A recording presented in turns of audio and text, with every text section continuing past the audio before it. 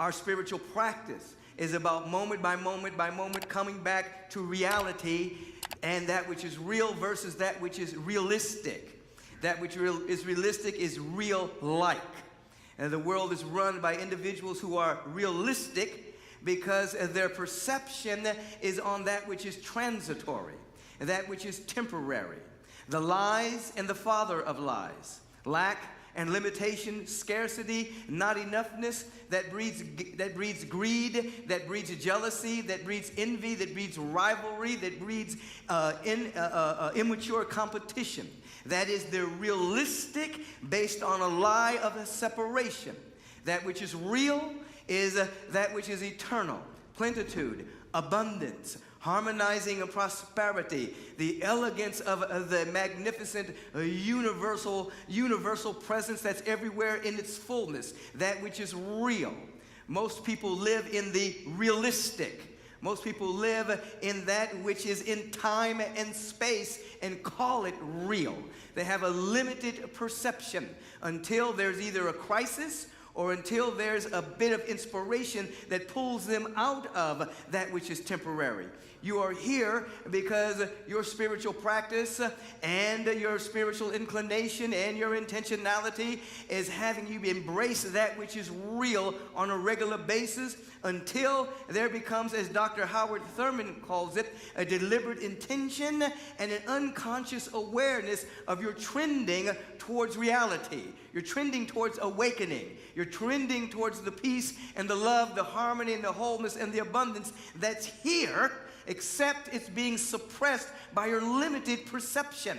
Now, when you engage in spiritual practice on a regular basis, that deliberate intention and unconscious awareness becomes your operating law, your default setting, so that even when you are not thinking, and we were speaking about this to a limited degree yet in yesterday's class, the meditation class, this becomes your default setting, so that even when you're in your daily life, you're in the task that you have to accomplish, you're on the freeway, whatever it is that you're doing in the course of your life, there is an underlying intentionality that's pulling you more towards awakening.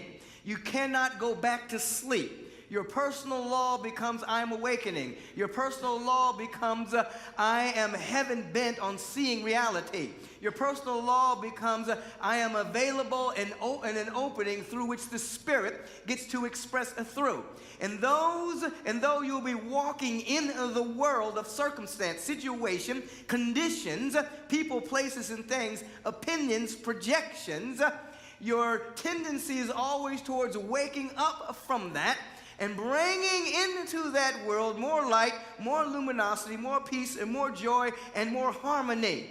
Now, what begins to happen when you're trending in this way, what begins to happen when there's a deliberate intentionality that becomes an awareness, an unconscious awareness, is that you begin to wake up and you're able to notice that the part of your mind that is anxious, the part of your mind that's caught up in the lie of lack and scarcity, the part of your personality that's caught up in not enoughness, you begin to notice that that's not the real you. You begin to notice that that is a mental habit. You begin to notice that that is something that has been forged by time and circumstance, something that may have been needed even to protect yourself, at times to defend yourself, to be assertive, to cope with it, whatever circumstances that your mind told you was real and everlasting. You begin to notice that that's not you. And you begin to notice that what's looking at the not you is more the real you. And you begin to notice that you have the capacity to rest in the Lord.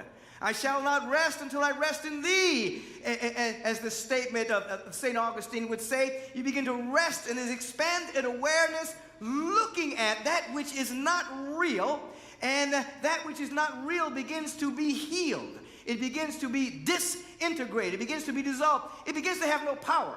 It begins to have no influence. It begins to no longer make your decisions. It begins to no longer invade your conversation. It begins to no longer invade your actions.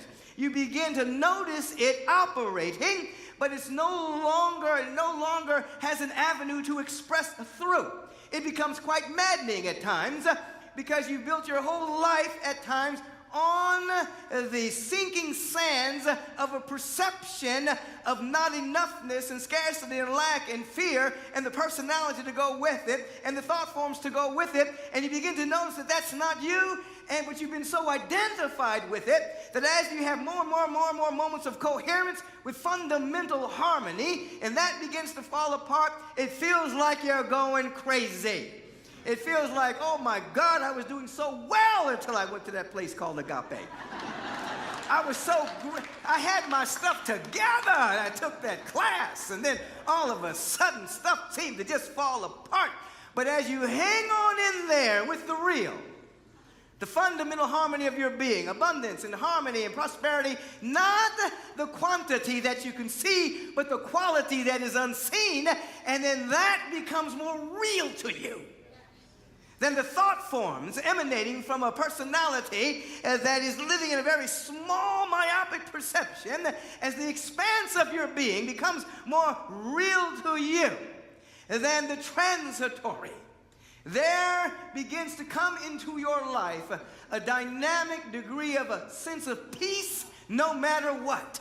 A sense of joy and a sense of harmony, a compassion, a kindness that's emanating not from a survival skill, not from manipulation, not from strategy, but from the depth of your being. You are waking up to the real you.